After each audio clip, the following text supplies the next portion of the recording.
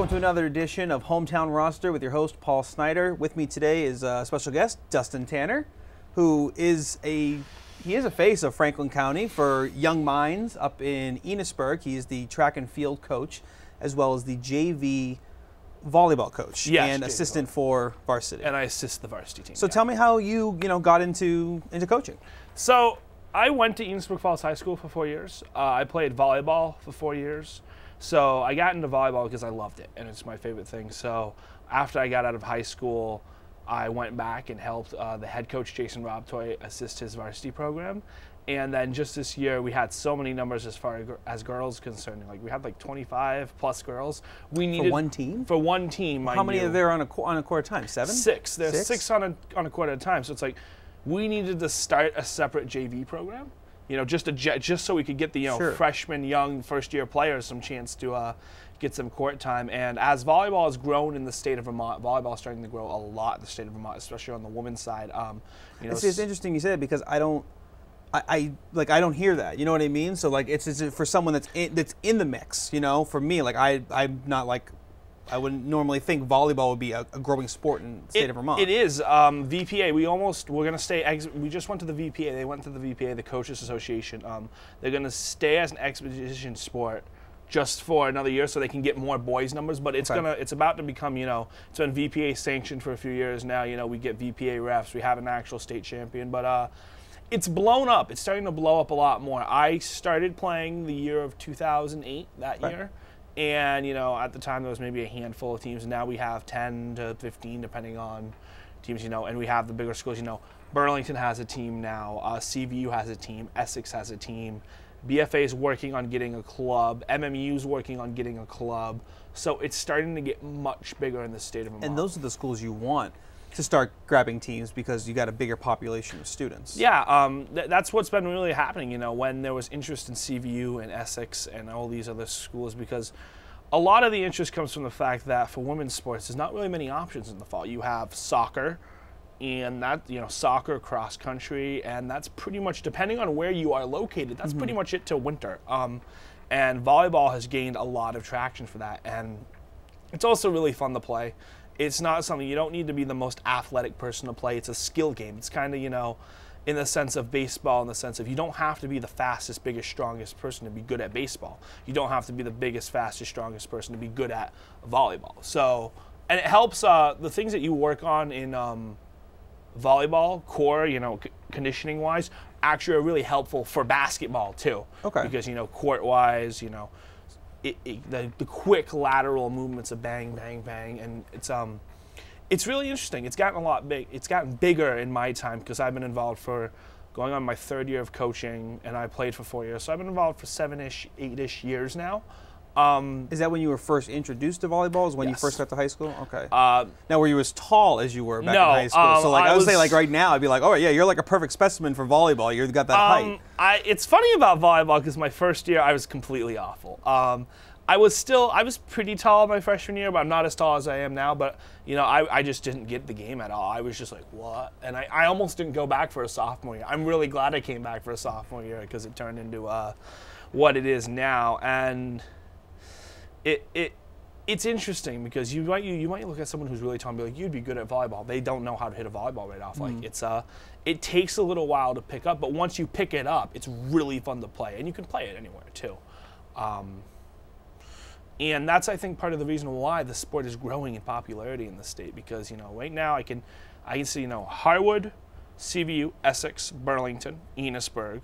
Lake Region used to have a team. They're looking for a coach. They don't have, the funding's not really there anymore.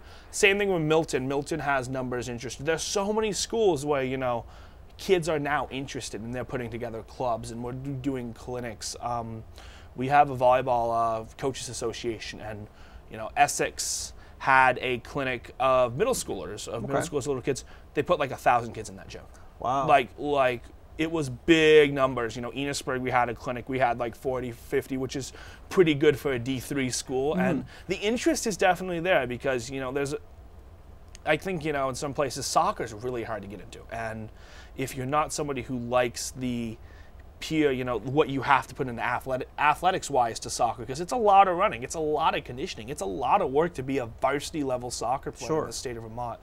you know, you look at other sports, and volleyball is one of those sports. I feel like where volleyball would be more like it's an endurance sport. it is. It's one of those things. You're not necessarily sprinting everywhere, you know, like you would be in soccer, but you're kind of stationary in a court, right? So it's more like how long can you last and put up with your opponent. And it's one of those things where it's like, it's a non-contact sport as well, which, you know, soccer, you hear stories about how girls are getting hammered and whacked. It's like, you don't have to worry about that in volleyball. And volleyball is really team-oriented because, you know, you get 3 hits to hit it over, and you got to work with the other 5 people you're on the court with. And you have to, you know, develop a type of team chemistry. And, you know, you can watch volleyball and be like, that's really easy to do, but you don't really know how hard it is to actually trying to pass it. And, you know, because there's a difference in you know, beer volleyball on the beach with your buddies, and actual quality ref volleyball where you have to, you know, you have to set it right, you have to bump it right, you can't pull any of this stuff. You know, they get really strict about some of those things, and we have a referee association now which really will enforce those rules, which is really awesome. The sport,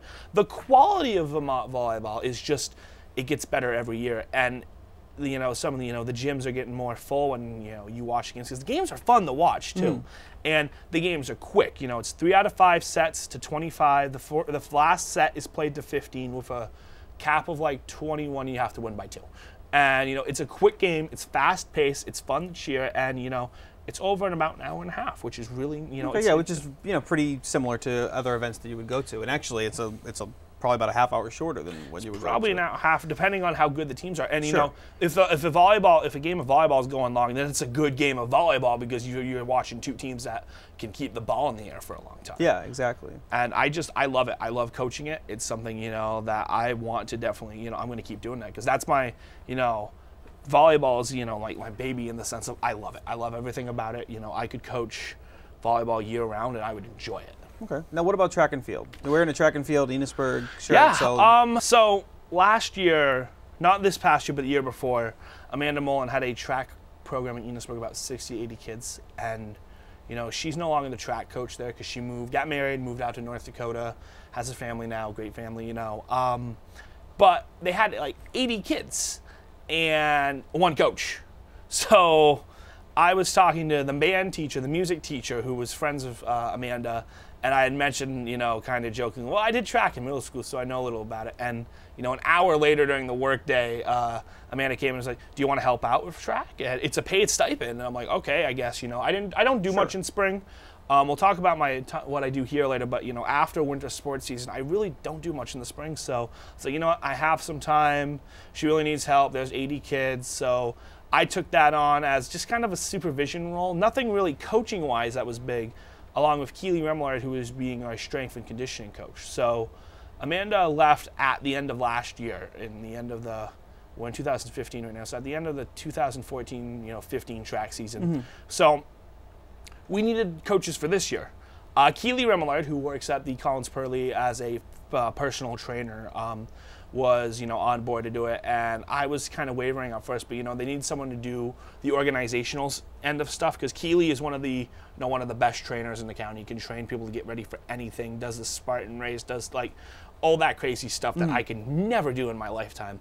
But, you know, there's a whole other aspect of track, scheduling kids, making sure kids get on the bus, making sure, you know, you're following the rules about things here, this and that. So I took that on. And I also do a small bit as the throwing coach, but I don't know as much. So this year was my first year. Keely and I did track. Had about 35-ish kids, which was, you know, big, and I would schedule them the meets. I handled all the administrative stuff, like the scheduling the meets, making sure they wanted to do this, making sure they wanted to do that, you know, if somebody needed to complain to official. And Keely handled, like, getting them physically ready for track meets. And our program, we did pretty good this year, you know.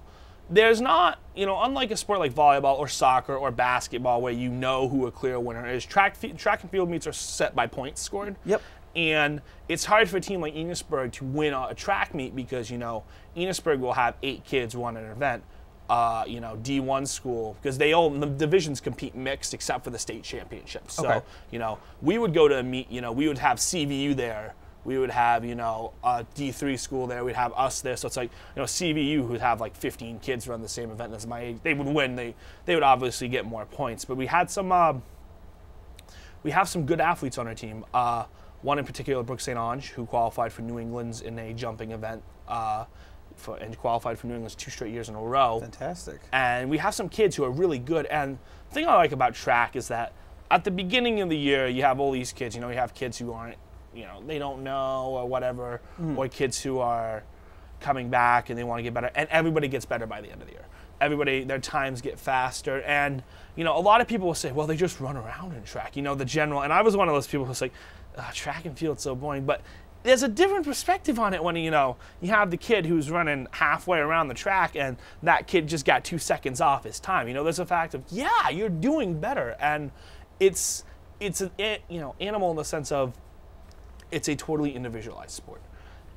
And unlike, volleyball where you would have, 12 to 20 kids on the team and you're coaching the team, you have to coach the people. Okay. In track, and you have to, you have to manage tempers, you have to manage, relationships, and be like, we would have people get in fights. It's like, okay, you do you, focus on this, and it's interesting. It's really interesting. As of right now, I'm returning for next year because we don't have anyone who, is better than the coaches we have right now, and it's an interesting thing. It's very stressful, a lot more stressful than volleyball, but at the end of the year, track was fun to coach.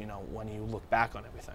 It's a little different to think about that. Is you have a team of individuals. You don't have a team like in football. Yeah, you have those individuals. You have your quarterback, you have your running back type of thing. But like they're still working as a team. Right. As opposed to track, you have a team and you have to coach them individually instead. You're going to do that event. You're going to do that event. And that's the thing about track that's so hard for someone like me who's always team sport oriented. So you're going to have somebody throw a discus or a shot put, and then you're going to have someone over here who's just doing jumping events.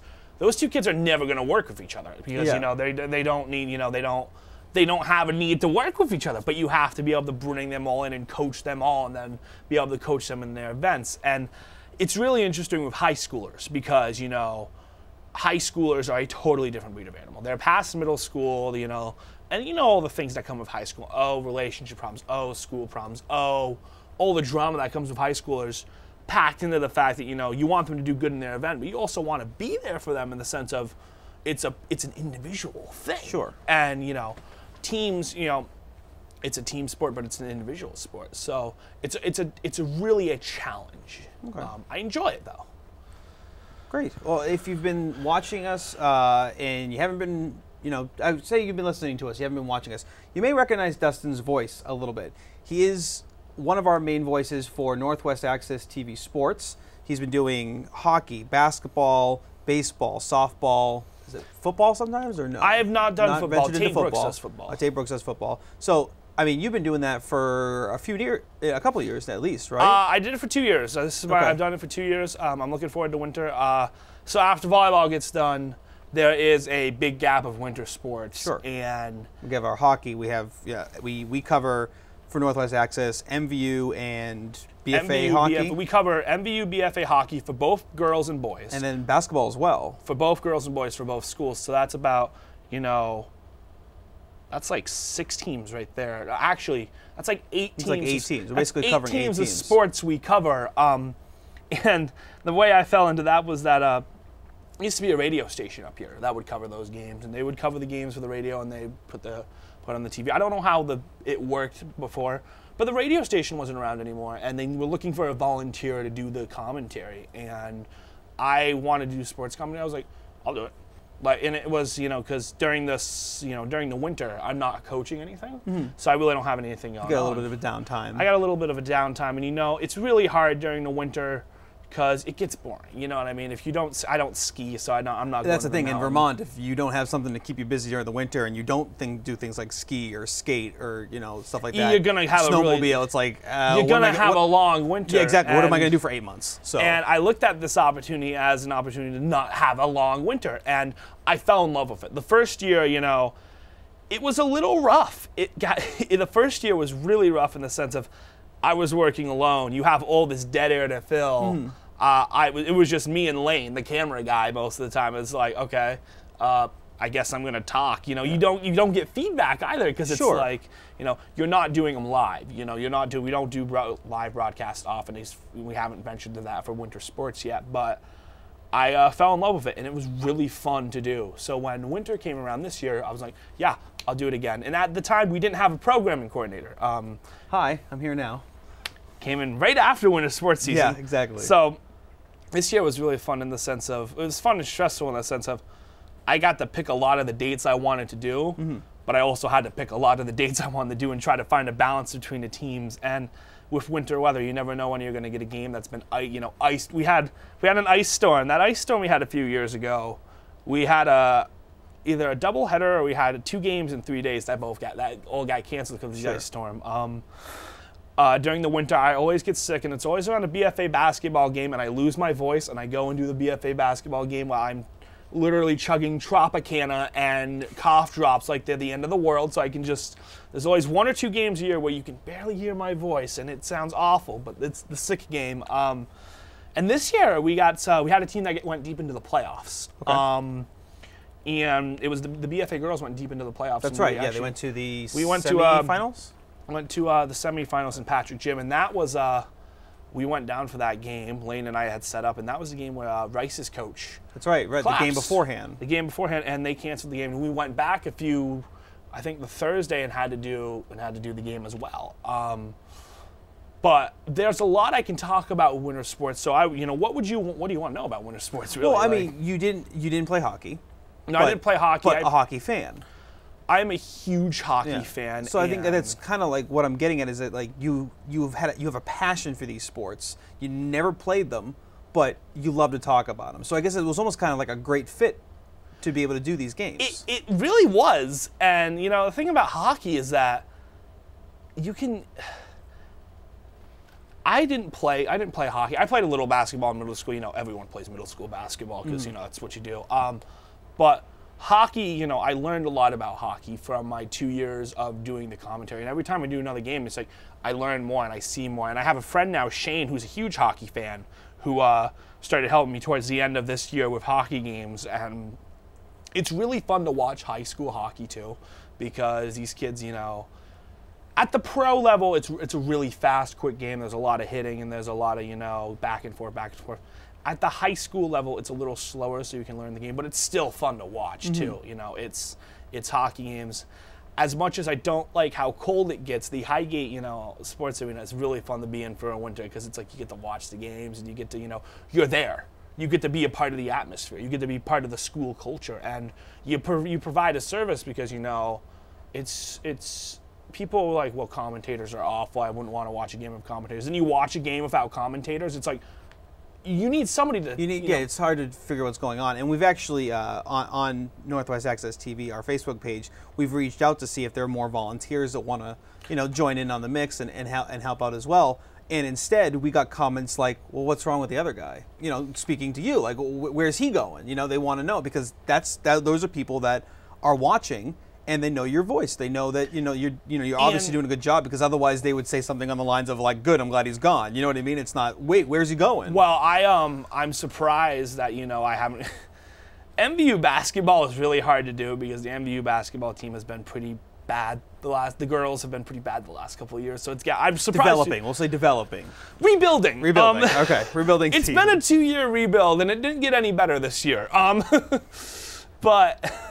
And that's nothing against the coaches, it's hard for a school like MVU that is just barely Division I to compete with schools like Essex and CVU where they breed basketball players. It's a machine. In county, it's a way of life.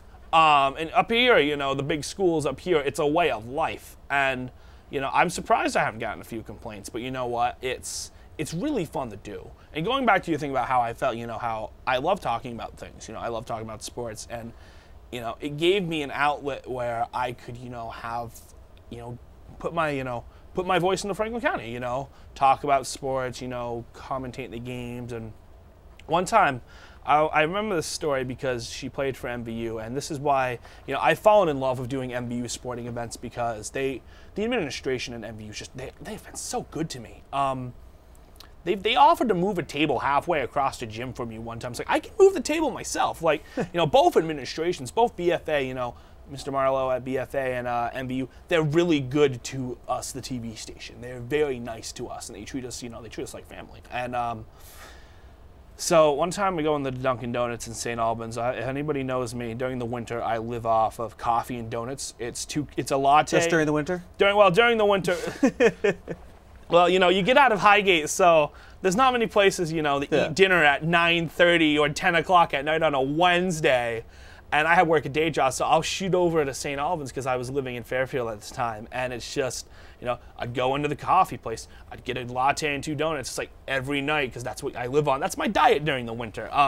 It's a lot of caffeine and a lot of fatty food. So one time I go in, this is a couple of days after the first MBU game against North Country at the Stowe Ice House. They upset North Country like 2-1. They won.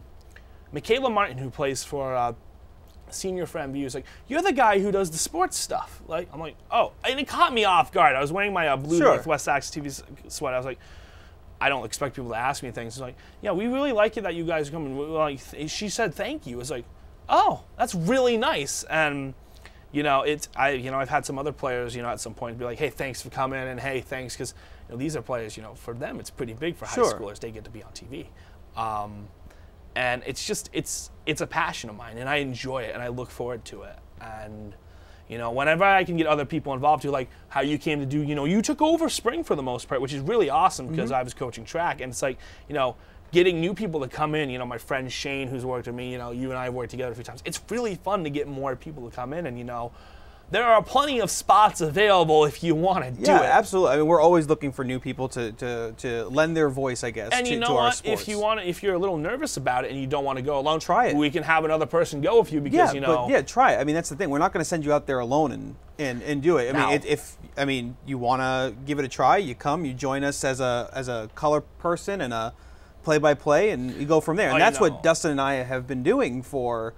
We did for the spring for baseball and softball, and we had a lot of fun. And then you were able to take over for baseball when I was having my track, and you know, I heard you did great things with baseball. And that's the thing, you know, 1 or 2 people cannot cover, you know, we cover 8 teams for winter. We cover just as many, arguably, for spring. You know, we have both, you know, we have 4 teams, and we throw some field hockey on there sometimes. Lacrosse, yeah. Lacrosse, we just started. We get a little lucky with lacrosse because the coaches for BFA, they both grab cameras, they go, they take it, they bring it back. We get an hour and a half game to put on our programming, and they get game film. So any other teams out there that want that opportunity, we're here to do it. The more we can share, the better. And that's another benefit of it too. You know, these teams get to go look at that game film. I've had opposing coaches ask me, you know, I've had a lot during the winter with hockey. I get opposing coaches asking me, when will that be ready? And I've sent them tons of game film because it's like, you know, it's not many, you know. Vermont is not huge in the sense that we have, you know, the little, you know, how some states will have high school sports coverage to the extent, you know. A school like Middlebury does not have someone filming their games. So when Middlebury comes up to MVU and sees us, you know, doing a game, they're like, "Hey, can we look at that game film?" Because it's one of the chances they get to go look at game film from a different perspective as well. Yeah. All right, so we'll wrap up just a little bit. We're running out of time. One big thing that you and I have been talking about is your love of sports, obviously, but you're a fan of some odd teams. Yes. Being from Enosburg, Vermont. So let's go rapid fire. We'll do 4 major sports. We'll go from there, and just give me a quick story as to how that happened. So let's go with baseball first. We had 5 minutes, right? Yeah, go. So the baseball, I'm a Boston Red Sox fan. That is the most normal fan I'd be normal team I'd be a fan of. For someone that's living in New England. My uncle Jerry, who passed away a few years ago, was a huge Red Sox fan, and he had a jacket at the 2004 ALCS. The game they turned it around, actually. Game 4, baby. And I have that jacket. You know, I've always been a Red Sox fan because I enjoyed them. But I also do root for any team that's affiliated with Lake Monsters. So the Nationals I root for, the Athletics I root for. And I have a soft spot in my heart for the Mets because I hate the Yankees so much. I just hate the Yankees. So that's baseball. Okay, football, go. I'm a Houston Texans fan. Why? So when the Patriots started winning games, everybody in my family jumped from being a Cowboys fan to a Patriots fan, it seemed. So when the Texans came back out in 2001, expansion team, I'm like, well, they have the colors of the Patriots, and they're in Texas, and I didn't really want to be a Patriots fan. I didn't really want to be a Cowboys fan. Kind of be yourself, be your own fan. Be my own self, and it just stuck, and I love it, and I live and bleed through my football team. And you've had misery for 14 years. Oh my God, it's so awful. Hockey, go. Colorado Avalanche. Why? This is the one. This one I think is more random than This is Houston. the one where I will admit that I may have bandwagoned a little bit because, you know, when I first started watching hockey, it was the Ross Sackett years, you know, the Roy Sackett years, and the teams with Adam Foote, Peter Forsberg, those teams. It's like I was in love with the idea, those guys, dropping the wings against the red, dropping the gloves against the Red Wings. I loved it. It was fun, and that one just kind of stuck. It was kind of like, be a fan of something else. Sure. Be different. Don't root for the teams in your area because they're just in your area. Like, fall in love with it. And I love the personality of the Avs. I can admit, I'm actually, as diehard Boston Red Sox fan as I am, I do have a little soft spot for San Francisco Giants. I don't know what it is. I do too. Actually, the last kind of 5, I'd say 5, 6, 7 years or so, they've won 3 championships. But I kind of watched them, through that time. You watch the process, and that's the best thing. Exactly. And the thing with me in baseball is anybody but the Yankees. I'll root for anybody but the Yankees and mostly AL East. Nobody in the AL East but the Red Sox. But, I'll watch a Mariners Athletics game. Or I'll watch like a Giants Padres game just for the heck of it because I love baseball. So. All right, and last one, basketball. Charlotte Hornets.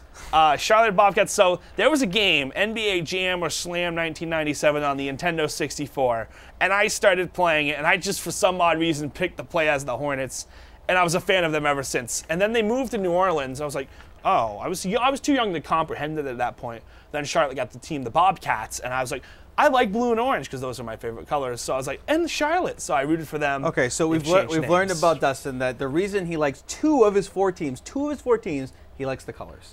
Yeah, and it's also, you know what, I don't like, it's fun to watch sports in different parts of the nation, too, because you get a different perspective. It's fun to watch, a Charlotte Hornets Miami Heat game in the middle of February, because it's, you get a different taste of things. And I was never big on, the Boston-Montreal rivalry in hockey, so I never wanted to pick a side in it. And I was never big on, I was big on the Boston versus New York is awful, except for the Mets, which I have a soft spot for. Because they're the Mets, they're awful. How can you not feel bad for them? How can you not feel some sympathy for the Mets? But really, all my sports teams are because I have a story about them. It's not like I was like, I'm going to pick all these random, For basketball, it was a game, I was playing on my N64. Yeah, and baseball, it was your uncle. It's all in their stories, and people will give me that a lot. It's like, your teams are weird. It's like, yes, but there's a reason why each one of my teams is weird. I didn't just throw darts at a map. I actually have a story, that connects me with the team in a way. Yeah. All right, so I'd like to thank Dustin Tanner for joining me on Hometown Roster, Enosburg track and field coach, volleyball junior varsity coach. JV. So you can see him on the sidelines there. And Dustin, thank you for joining us. Yeah, thank you. All right.